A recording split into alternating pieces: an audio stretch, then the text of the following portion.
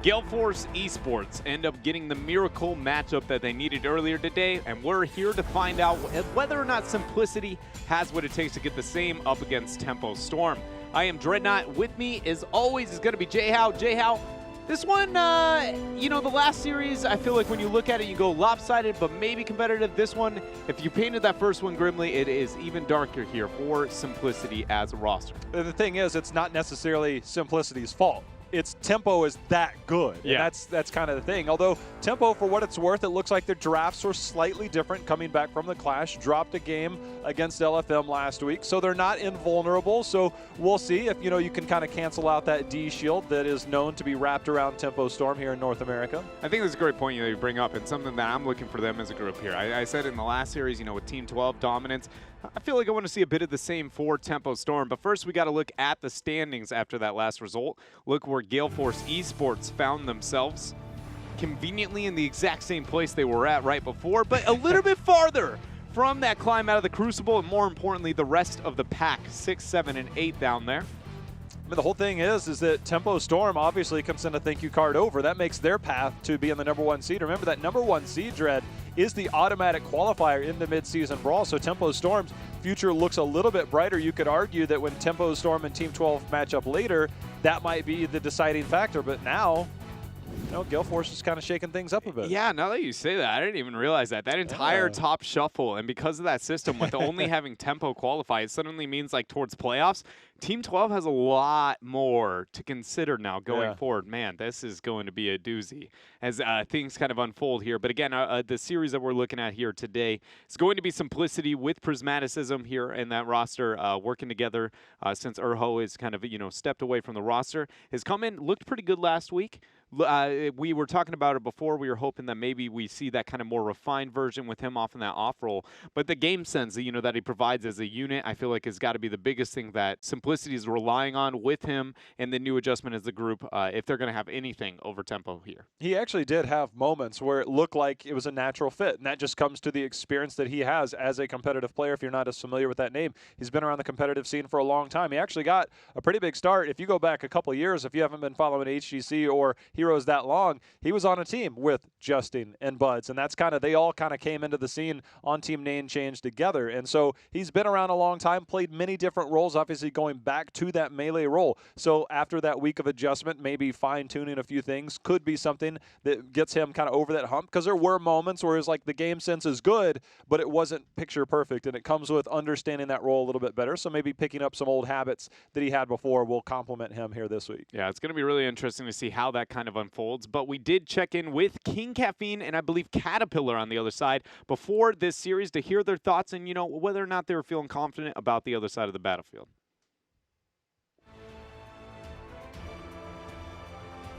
Our matchup with Tempo Storm this weekend, I think, is honestly not going to be one of our best series we're going to have this entire season. We're still in that transitionary period where we're trying out new people for our recently opened roster slot.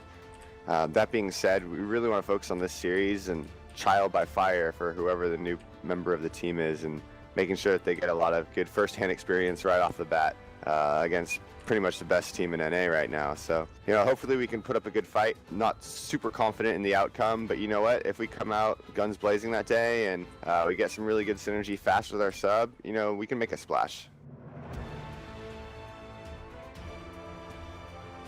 I think they look pretty good for the fact that they're using a sub. I mean, Prismat has a lot of experience, not necessarily in the offlane, but it does seem like he's picking it up fast enough.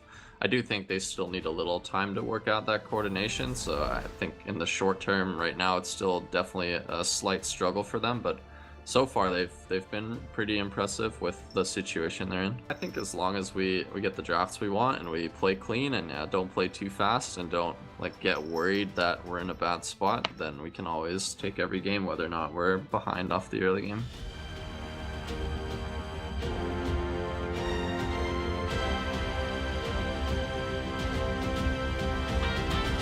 lot of honesty coming out from Simplicity and Tempo Storm there. You know, King Caffeine, you heard them pretty much just admit that, you know, I mean, it's Tempo Storm, right? And you're sitting with your second week of the substitute. At that point of the interview, even with Caffeine, they didn't even know 100% who that person would be. Obviously, that information has changed, but that happened all the way at the beginning of this week.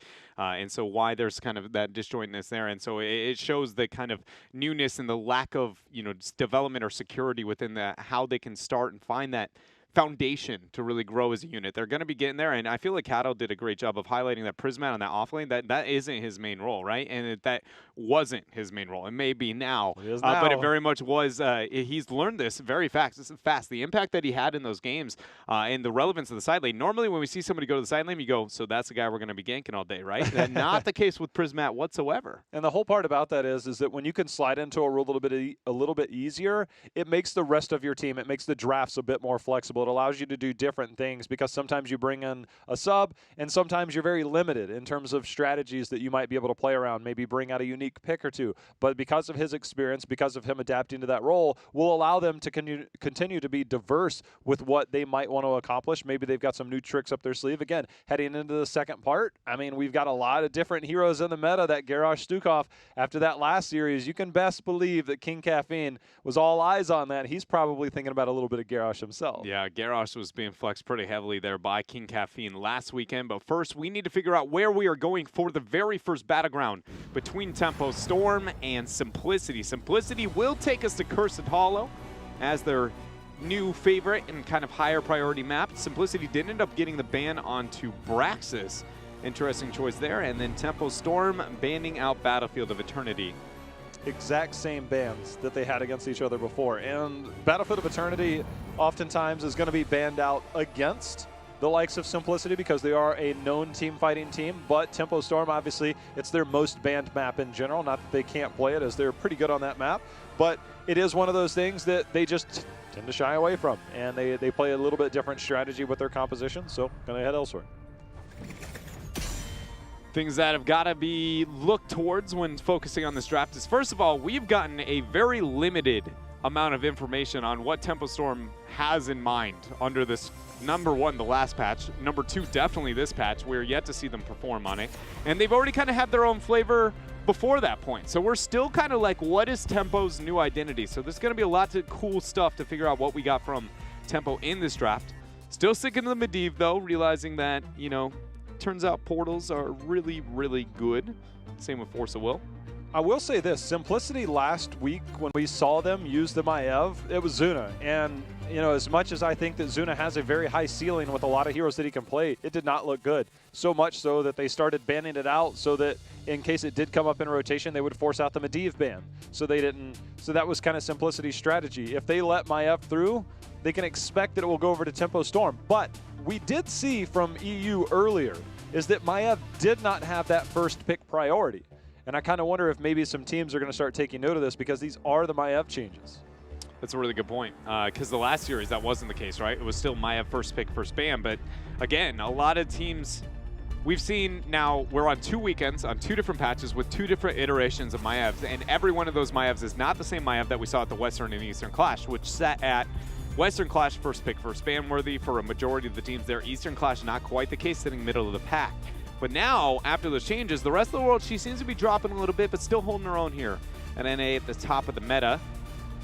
Simplicity seemed to agree with it as they end up committing towards that ban. What do we see from Tempo? I would assume it just to be a Malfurion and stick to the norm, but again, we're kind of sitting at a blank slate for Tempo Storm when it comes to data. From my point of view, it just goes, they have, number one, they already had their own creative playstyle, and number two, it's they're sitting on 2 patches deep with only 1 series against an expected win against LFM. They could have been drafting near anything, and I feel like it would have been okay. So it's going to be cool to see what their thought process has been as they have, I don't want to say gone rogue, but kind of kept in the shadows.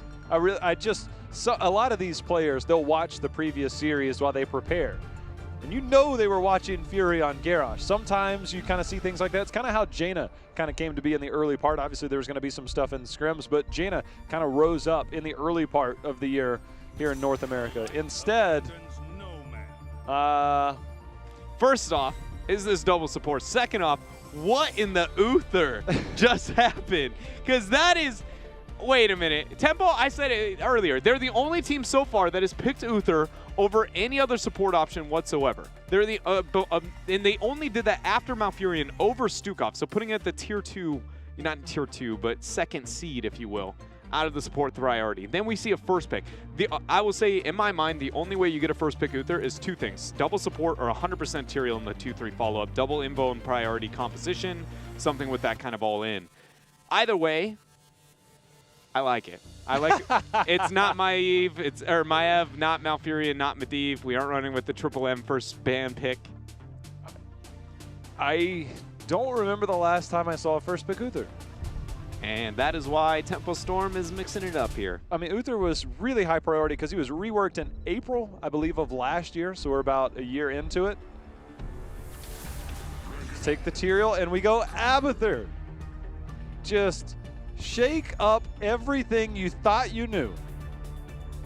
Remix it a little. Throw in a little bit of Cursed Hollow. First pick Uther, and then get Tyrael Abathur to go with it. So, if the double invo's been removed, do you want to commit to the double support? I will say out of the two, double support is, I have a harder time getting behind than Tyrael double invo compositions.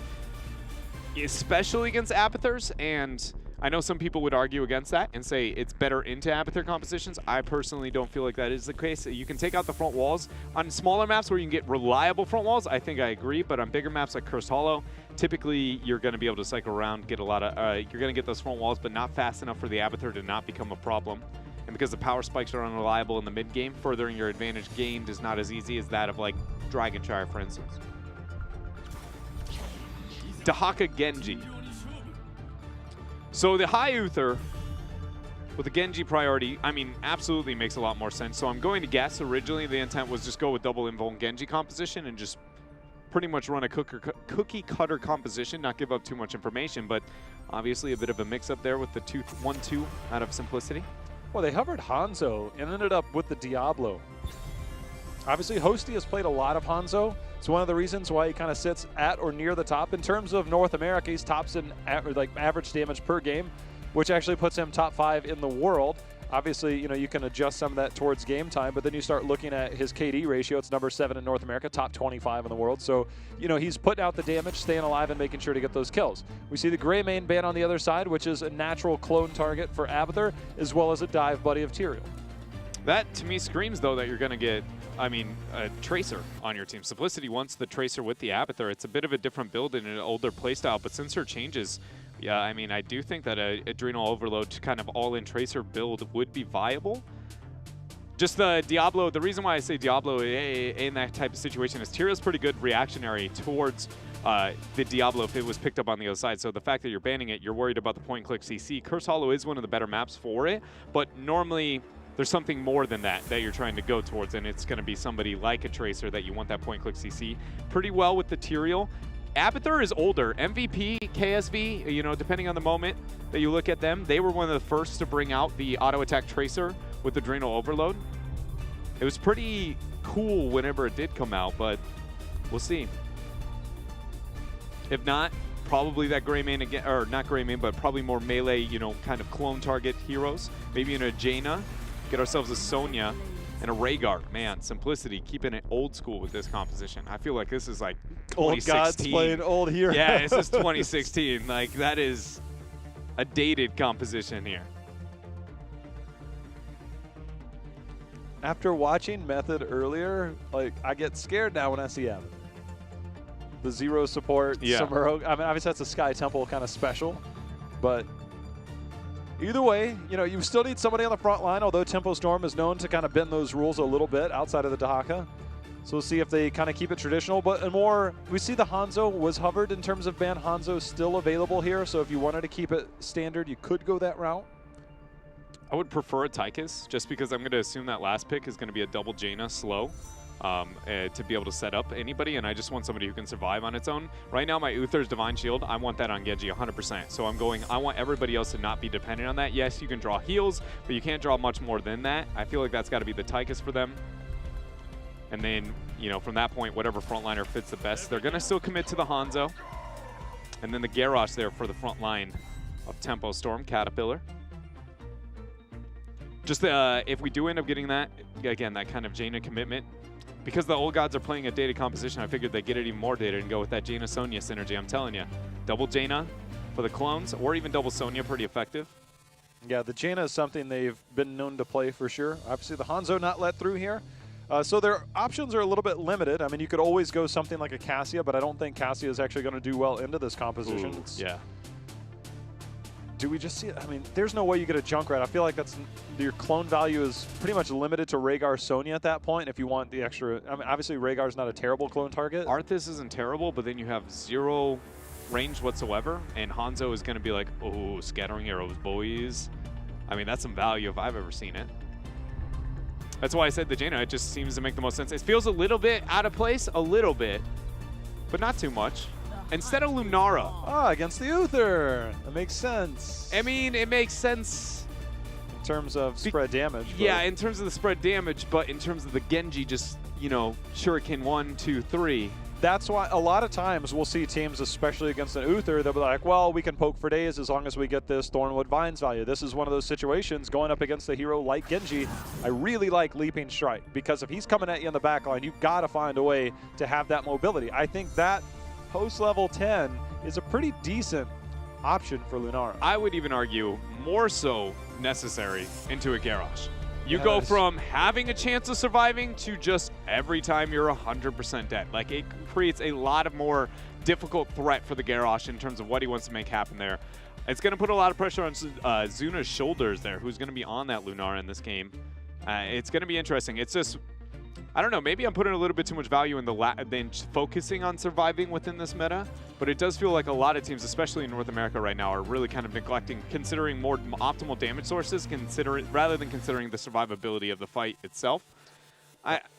Man, I'm torn on this one. I still feel like I would have fallen in the Jaina department. Even though Uther is one of the best to stall that out, I feel like a double Jaina would have been able to outweigh that, because otherwise this Lunara is just going to be one struggling Dryad, maybe one dead Dryad for that matter. We'll find out if Simplicity will be the team on the left in blue, as it will be Hosty on the Abathur. K1 Pro going to be on the Rhaegar. King Caffeine, of course, he'll be manning that front line on Tyrael. Zuna, as we talked about, on the Lunara. And rounding it out will be Prismaticism, going to be on Sonya. North America's finest here in red is Tempo Storm, where we had Glarong on the Dahaka, Caterpillar playing that Garrosh, Psalm repping it on Hanzo, Fan. He's going to be the man playing the Genji, and June supporting it out on Uther. First pick Uther, remind you. You know, for people that were wondering, obviously, when you go against the Garrosh, he has the stun capabilities, the throw capabilities, the taunt capabilities. Lunar is unstoppable during Leaping Strike, which is obviously, you know, a big boost to make sure that you can survive. So we'll see how that plays out post-level 10. But right now, we'll just kind of have Zuna hanging out in the middle here.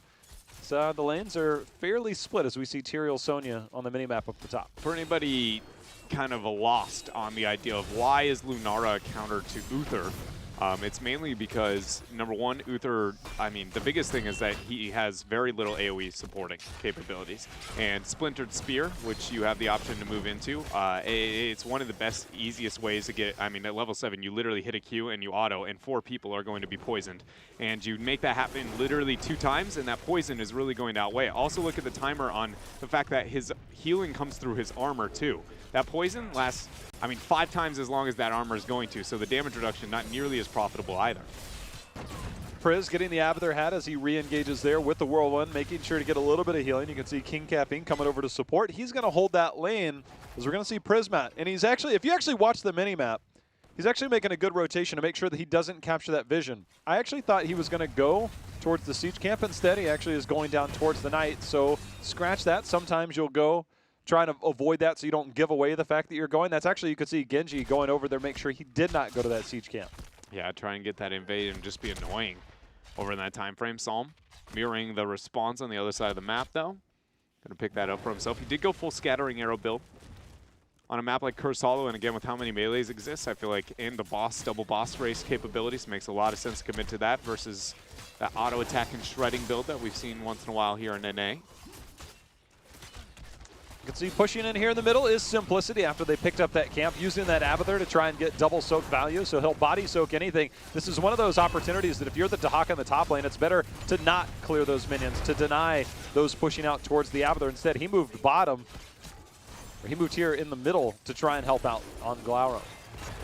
Zuna ends up getting split, knocked up, and thrown away. Tyrael coming in with the shields and the smite. First, I want to say the fact that Zuna was able to split from the rest of the team and then be able to move into Garrosh range and get flipped is a how did that happen tempo storm. And number two is Zuna definitely has got to be, that's a moment where it didn't cost them, but absolutely if that happens in the later stages of the game without Leaping Strike, it's going to be a dead Lunara. And one of those just, I feel like it can't happen again from both sides, really. I just got a telepathic message from Zuna. He said hashtag calculated. You know? Well, we see Cattle there hanging out in the bush looking for anybody. There's Zuna. He's going to get tossed up directly over. Psalm's going to put the damage on. And I don't know if Wisp was on cooldown, but you see the Abathur mine on the left bush. Just needed to check the one that's not scouted yet. June's going to go ahead and pick up the tribute now. Thanks to that aggressive positioning and profit there from that kill on the side of Cattle. I really wonder if Tempo Storm, the minute they hit level 7, if they're going to try and take advantage of that scatter arrow build for Hanzo. It's much, much quicker to clear down. If they're going to, it's only going to take Garrosh and Hanzo on that race. Unstoppable use. Cattle trying to get body blocks. He's going to go ahead and make his way out of there. Fan using the Swift Strike out. Let's see. 7's hit. Does Psalm make the move? You can see they're considering. Well, the Abathur mines are helping out a lot, at least for vision. And they also still have 1 minute before that boss ends up coming up. Yeah, 5 minutes is boss spawn. Sometimes you kind of casually forget it. I remember the days when it was double support Vala going Q build and watching Fnatic just try and manipulate that because Q build Vala during that time was incredibly OP. Of course, the boss spawns at 5 minutes in. Got the tribute up in 20. Spawns in an, advantageous position for Simplicity. Now we're going to see a push through the middle. You could see that Night Camp was picked up there by Tempo Storm, so obviously that will put pressure eventually in the mid lane, but the fact that, you've got Sonya, you've got Abathur, heroes that can easily rotate over to deal with something like that are available. And Abathur going full mine build, making sure to kind of get the cooldown reduction at level 4, getting the extra slow on those can be incredibly oppressive as you're walking through, so definitely a lot. And you get the bonus damage at level 1, of course, so a lot of value in those mines. We'll see how effective they are in the rotations as this game goes on. We have also hit that, Splintered Spear power spike, so we got to be looking at Zuna and on that Lunara and how big of an impact is going to have towards June. Struggling to deal with all that AoE damage. It's forced out an Indomitable because you get that slow on heroes that are poisoned if you activate that, and I think they did, and that kind of forced Cattle to go. Maybe it was the Indomitable. We do see the Cleanse, the Hand of Protection picked up by Uther, so a couple of options there to save somebody. 25 on that next tribute. Spawning on the bottom half of the map. Abathur is already gone with his brush, or his tunnel down to the bottom half of the map. That is something where normally you want the Abathur on the opposite side of the map. 10 says that, look, I'm taking your boss because I have Hanzo. He used his isolation. Yeah, Hanzo is just going to take that. But keeping himself alive is honestly going to be worth it as long as they pick up a boss and this tribute behind it. It's going to be free. Tempo then can make a secondary boss rotation of their own to the top half for free. Or take this bottom 4. Ideally, you want to go with a bit of a hybrid. Genji's going to go bottom, stick there, kind of help that out, send everybody with the 4-man defense in the top half, then use Hanzo for that double boss play. Abuse the 10 spikes to kill top 4 for free, or the curse, depending on which spawns faster. I like the fact that, as you said, going with the hybrid, they're leaving Genji down there to make sure and get that clear. If you just leave an Abathur down there, I mean, it's not incredible defense, but it's enough to kind of sustain a little bit longer, especially when it starts to get through the fort and over to the keep wall. And it allows the members of Simplicity. We do get a Thornwood Vines. I'm a bit surprised at that Dread. It's just going to put that much more on King Caffeine, really. Not only King Caffeine, obviously Zuna, First of all, positioning has got to be a lot more safe. Second of all, King Caffeine, the only tool to keep him alive for a majority of this, and K1 Pro on that Rhaegar with the ancestral healing. Does that force you now, or maybe not force you, but make you more inclined to clone the Rhaegar so you have that added support? I would say yes, but I don't know if we're going to still kind of see that. I feel like the double poison also on the Lunara might be enough to get the outtrade, and I don't know if the double Rhaegar would be enough to keep it alive. We'll see. I don't know. It is going to be tough. Either way, Simplicity looking to move up, zoning off. June going to get interrupted. Here comes King Caffeine. Oh my gosh, that Dragon's Arrow mixed with Glorong and that Brush Stock. Not only a matter of time that we see Fan get 3 resets. That was so well done from Tempo. How fast that initiation happened. The second Glorong makes it out of there, and then getting that taunt follow-up. Surprise! I'm here. That means a boss and a curse with it. Oh, 13 talent tiers, Giants pushing bottom. Literally the minute he comes up, the big Dragon Arrow. I mean, that does not get any cleaner. No. The only way it gets cleaner is if Fan doesn't Swiss Strike and have to burn Cyber Agility, maybe. That's about as far as a nitpick you can have on that. That was great initiation. I think the biggest thing for me is Psalm, the positioning on the Hanzo to get the step back and then timing that arrow. I mean, Cattle had the great follow-up. Glorong, I mean, really was the brush stock that forced the positioning more than anything there. But Psalm doing a great job setting up the team. I'm really afraid this is going to be keep here. I mean, we saw the Siege Giants timed out, or timed to try and defend here against the boss, but that's going to be cleaned up almost instantly. Still have 50 seconds left on the curse, and they took a while, Dread, to get that night camp. They are giving up an entire keep wall just to salvage the middle, which seems like this could come back to bite them. There's also a possibility this could end. Yeah, if there's even 1 to 2 kills. Hold on, Taunt's going to be used. Cleanse Force. No Sanctification dropped yet there for King Caffeine.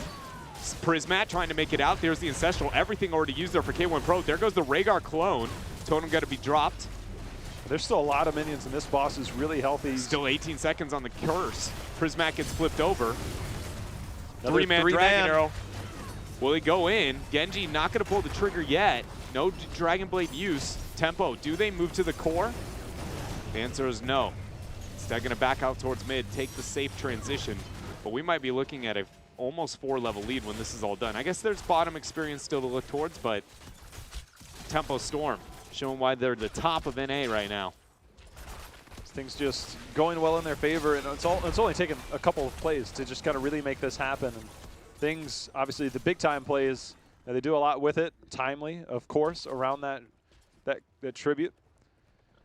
So now, for Simplicity, I mean, their MO in the past has always been take that one big late-game team fight, but the way that Tempo Storm's given it to them, I don't know if they're going to have that opportunity. Yeah, normally that's the, 13-15, 16-19. 16-19, if you're expecting this game to hit that level, you're asking too much. And then I feel like, I mean, it's very apparent. Here's the 13-15 window. It was here, and now it's gone. Well, there's the 16 picked up by Tempo Storm. We'll see exactly how aggressive they want to be, because if you look at the minimap, the lanes are pushed out onto the side of Simplicity. There's really no structures. The boss is going to be up in 30 seconds. They don't have to force anything at this point. So Tempo Storm's just going to sit around and wait for this next tribute.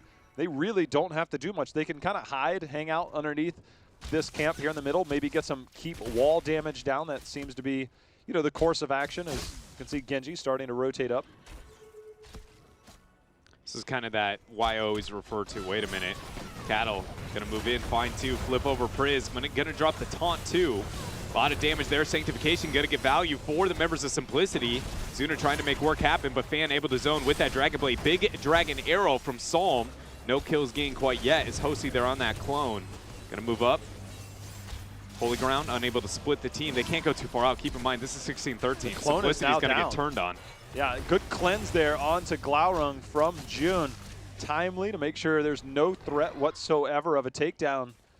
And things are still pretty much neutral. The only thing that's not going to look good, obviously, is going to be that top lane, because Catapults starting to make their way. Again, 11 minutes in, only level 16. Those Catapults aren't going to have the most value. But one thing the Abathur Minds are doing are making sure that, you know, there's not these flanks. It's going to sniff them out there, just past there. So Simplicity knows what's up, and a Sonic Arrow says we know what's up to. Yeah, Tempo Storm got hit by the first mine, and then it was a clear, hey, we're going for your boss. So then they said, well, maybe we could feign the rotation back to the top tribute and then go for another boss play. Hits the next mine, then goes, all right, plan's been foiled. We're just going to sit down here and use our 16 talented tier instead. Dahaka did end up committing towards top, though, using the rest of the 4-man to zone off of this, make sure Simplicity do not pick up the boss in this time frame. Then Dahaka, he'll come back down, look to join in. I don't know if they'll risk forcing. This is one of the only fights Tempo can lose the game over, is this bottom boss, and the only reason for that is Holy Ground Sanctification is enough to possibly risk this. It's still not the craziest fight in the world to force. They're just going to hang out here. I mean, normally this strategy works a lot better when there's not a Global or Abathur on the other side of things. Obviously, Abathur does have trouble over time, but we see Dahaka and Sonya. The minute now Sonya has been seen by Dahaka, Tempo Storm immediately turns towards the ball. Zuna scouting, and Tyrael now is making the collapse in. He's going to get this in time. Maybe not, actually. There it is. Boss picked up for Tempo. Now Cap can't get the follow-up there. If he does, going to get double hammer justice. Cattle with that nice movement up, Indomitable using the taunt. Sonya losing the 1v1 versus Gloron. Great job there. Big Dragon Blade value as Genji goes in, gets the D shield. How many resets are going to happen? Sanctification is there. Zuna dragged in. Reset 1 for Fan. 2, 3, 4. You know, it strikes, you're out, I guess is the phrase here. Giants pushing in. Boss pushing in. Tempo's going to end this game. An insane play here for Tempo Storm. Coming out, you know, Simplicity acknowledged it might be a tough series for them. Game number 1 definitely looking like a tough series here for Simplicity. Tempo Storm doing kind of what everybody expected. Being the number 1 team here from North America, looking strong. June. It's funny because June oftentimes praises his KDA because he's kind of up there, you know, except Fan kind of has him a little bit differently. But in North America, obviously he's number 2. And it's one of those things that he's behind Fan, and he would jokingly say, like, I'm going to let you die. I'm going to let Fan die. But he also told me, he's like, I hate playing Uther because I know at some point, sometimes I have to die to get trait value to keep my team alive. He's like, I hate playing Uther. He says it jokingly, but I think there's a little bit of like, I kind of mean it, but you know, wink, wink. I mean, it's one of those like moments where you just go, I want to, you know, numerically, objectively be able to prove I'm the best, or at least I'm one of the best. And then you just go, but to play most effectively is to be counterintuitive in my numbers. It's like, can we just not count Uther under these stats? Or Yeah. I mean, I had that thought at some point playing Uther in the past. I've been like, He took stat-wise, that I'm poison spear. He's like, oh, we're going to end the game. Oh, wait, I don't want to die. yeah. I can tell you I've suicided more cores than probably, you know, any other Uther player should ever need to, for that matter, trying to get those plays there. But Tempo Storm coming out swinging, looking pretty dominant here. The Lunara pick, I feel like we had a little bit of criticism, skepticism, and even then, it never really did the game get to a point where we got to see that highlighted. Yeah. It was just more Tempo started a fight. Tempo has ended the fight. Tempo is looking to make a major objective happen. Turns out his game. 13 minutes, pretty fast there for Kursalo. I'm expecting to honestly see this kind of trend throughout the rest of the series, and then it's just going to be how much can, you know, Simplicity gain within synergy and kind of skirmishing there with Prismat. It didn't seem like much there. You know, obviously, the minute he showed on that top siege camp, and that siege camp was more to kind of buy time, alleviate some of the pressure on that top lane from the catapults, and try and do it kind of sneakily. But Dahaka obviously had just captured that tribute, came down and kind of kept an eye on things to make sure. I don't know what happened in the one-on-one. Obviously, that worked out in Glaurung's favor. But the minute he showed, that allowed Tempo to just kind of pull the trigger, because if you do see that, then all of a sudden Dahaka just brush stalkers in, and then it's a 5-on-4, and it's a win-win situation no matter what. And they accomplished that. They achieved that, did Tempo Storm, because of everything they did before. And then it just makes the game that much easier when you're that far ahead. And when you're a team like Tempo, it's probably just smooth sailing in the comms. They're just like, you know, like, all right, I'm here. Oh, you guys are free to start this. All right, okay, we'll win the game now. Like, it's pretty easy game for them. Yeah, coming from, you know, the kind of winner's stance or winner's position there.